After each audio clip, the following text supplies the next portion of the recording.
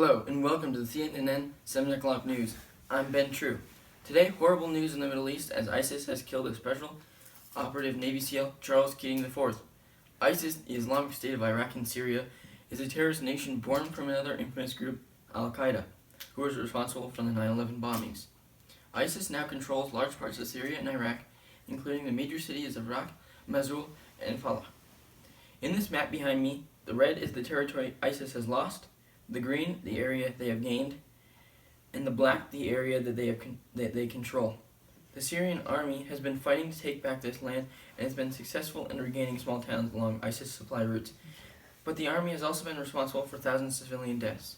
To discuss the growing source of terrorism, let's go to Nick, who's in New York with Simon, the Secretary of Defense. Hi Ben, as you mentioned, I am here with Simon, Secretary of Defense in New York. Hi Simon, how are you doing? I'm good, thanks.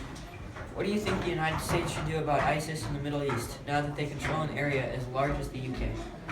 Well, ISIS is a very powerful organization, unlike any other. We do not know how to deal with them because they are driven by Islam. Every other group we have faced in history has been driven by money or power, so a treaty would not appeal to them. Because ISIS does not want money or power as a final goal, we cannot negotiate with them, and they continue to kill innocent people, including 2,098 in Syria this year.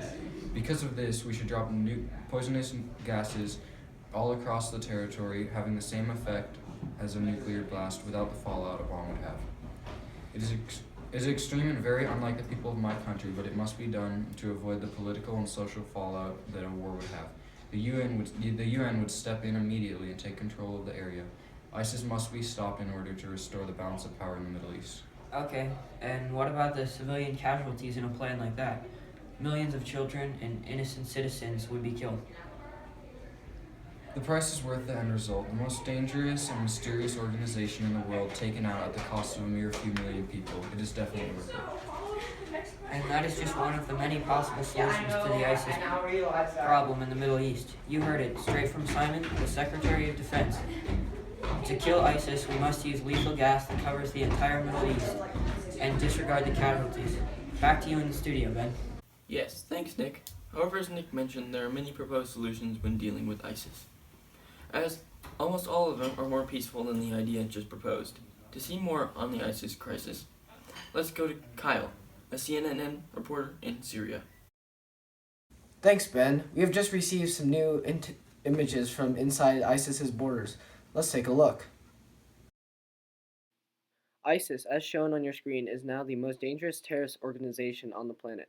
We, the developed countries of the world, need to deal with them in an effective way. What I think we should do is make a treaty with them, give them land and power in the global economy. Let them live in peace in their own community. Then we should send operatives into that community and attempt to understand the religion of Islam. Then we will truly know if the driving force behind ISIS is Islam or power. Negotiating with ISIS will allow us time to build up national security. Even if it does not work and we are not able to create a treaty, we are able to keep the terrorism in check until the military can figure out a way to build a multilateral treaty with the foreign powers like the UK.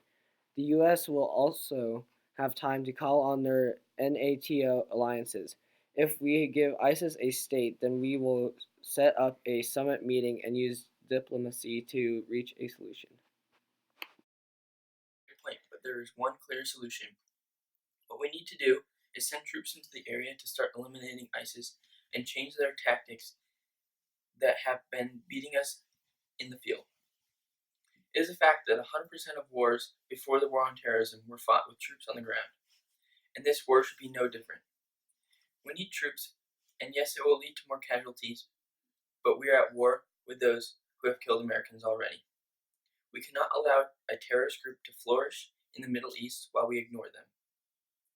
Drone strikes are a start, but only that. Specialists on the ground would be capable of finding and eliminating high-value individuals in ISIS ranks. We could get their organization to crumble around them, cut off the head of the snake. The rest would fall into place as the top of the chain of command is eliminated. However, this needs to be done in joint effort with the countries in the Middle East. Then they will then know how to build an army and use it after we pull our troops out.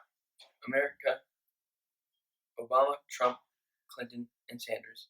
Please take this into consideration in your voting or in your campaign. Until next time, America, thanks for watching.